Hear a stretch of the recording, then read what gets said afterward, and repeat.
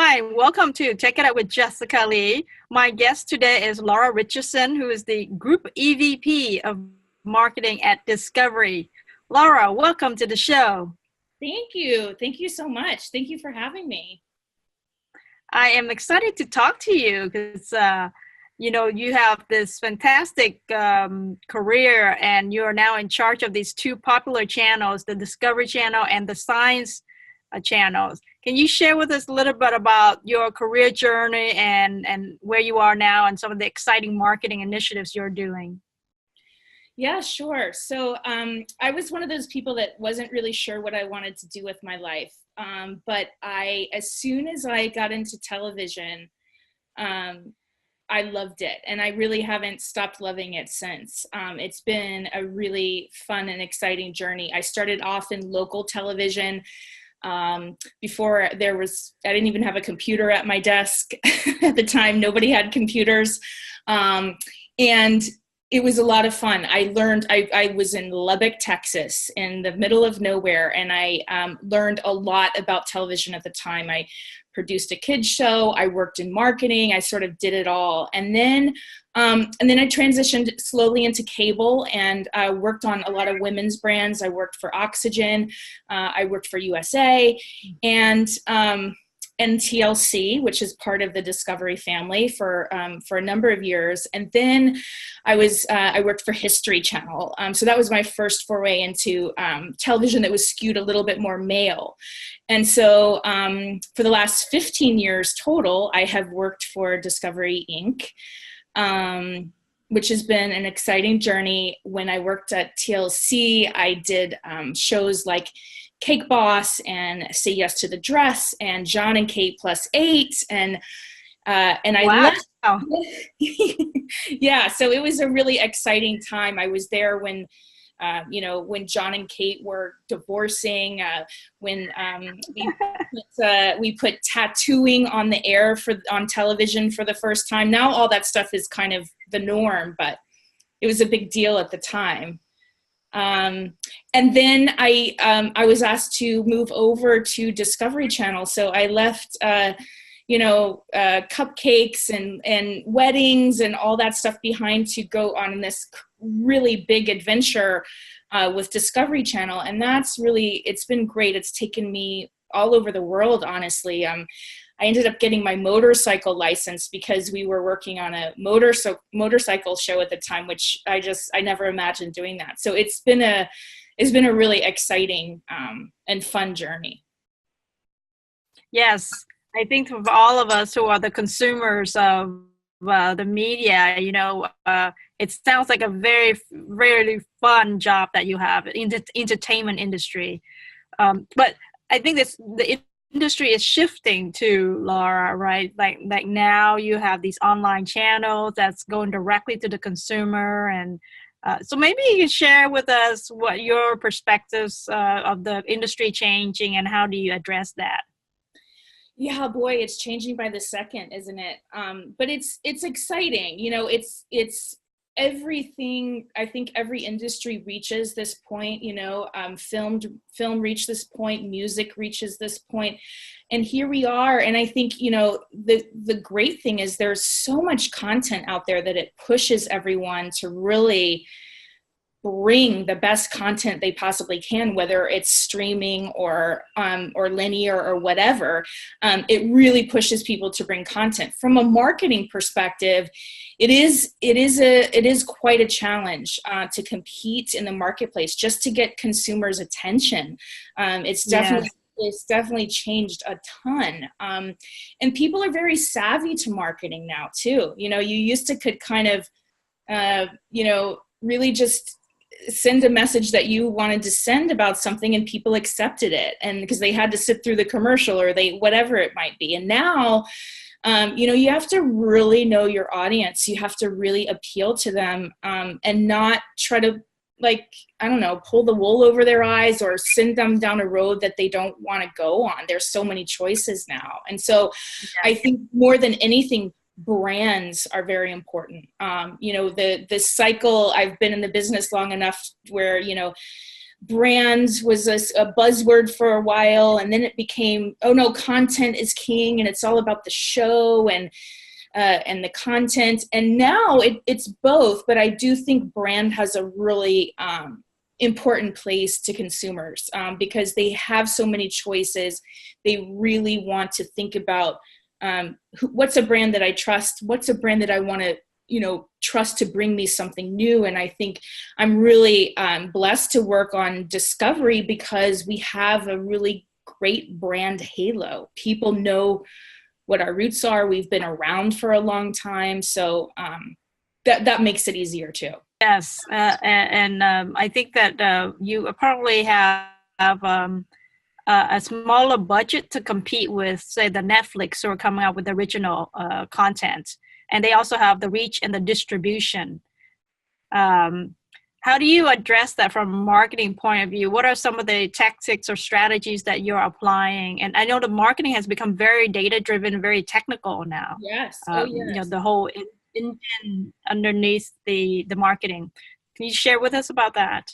Yeah, absolutely. I think research is key, right? Knowing your audience, knowing where they are and how to talk to them is crucial. And I do think, yes, Netflix is going to outspend me for sure, but they have a harder challenge because they're just talking to everyone. I mean, there are shows that just get lost in the mix on Netflix to an extent because, they market a lot, but they can't market everything. And they're also just talking to everyone. And so I think, for me and for Discovery, even with the pieces of the portfolio that I don't manage, we have food and we have HGTV and TLC and Discovery and science. And these are all really, niche networks where we can really super serve our fans and our audience, where we can really super serve women, we can super serve men. And I think, that's part of the way we do it is we really do our research. We really love and respect our consumers, and we try to give them what they want versus sort of just, a big broad appeal. So getting down to more of like the technical details of marketing. So do you apply like pay for search? Do you do organic? Do you do all the typical marketing that you see on the tech side? Like I talk with a lot of technology companies and interview a lot of their marketing leaders. So I do know about the whole technology B2B marketing, but on the consumer side, in your case with the entertainment, what are you doing on the marketing front? Yeah, I mean, digital and social presence is huge for us, right? I have seen the business rely extremely heavily on television ads and now shift, those buys and that marketing more towards digital and social. That's obviously where people are doing a lot of consuming. It's where they spend a lot of their day, and the technology and the metrics that we're able to track, again, just going back to the really being able to speak to our consumer and find and meet them where they are.